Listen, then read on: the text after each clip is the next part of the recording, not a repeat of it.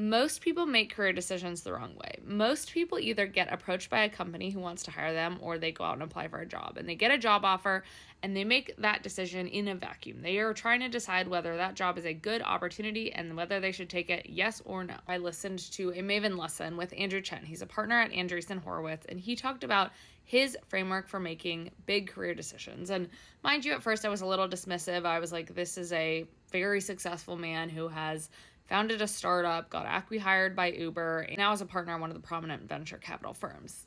It's giving out of touch. But I gave it a chance, and he shared a 3-part career decision-making framework that I think anybody can use regardless of what kind of job you're going after, to have that conviction that it's really going to push your career in a valuable direction for you and your goals. Step 1, try to put yourself in a position where you have multiple options to evaluate against one another. And I know what you guys are going to say. Let me caveat this. I know that not everybody has the luxury right now of being able to evaluate multiple job offers against one another. But I think where everybody can apply this is to get really targeted when you are applying to jobs and compare and contrast different types of opportunities against one another, so that when you do go through the interview process and you get the offer, you can have really strong conviction in accepting because you know that this is the right offer for you. Okay, step 2, we want to plan ahead, but it is impossible to plan ahead. There are so many different lives we could live. There's so many different versions of ourselves we could be. The approach is to map out your next job, the job that you would get after this one, while acknowledging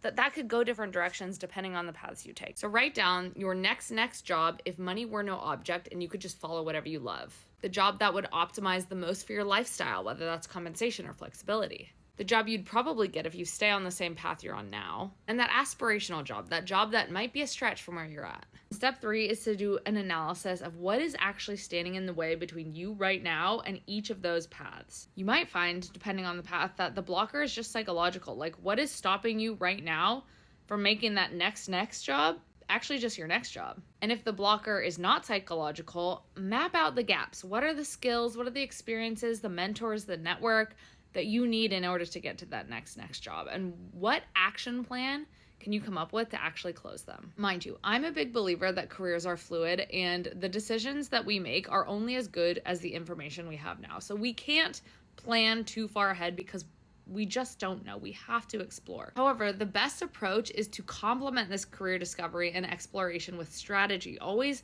keeping in mind that your career is a long play. We're going to be working for 30 or 40 years. Think about opportunities in terms of the doors they're going to open.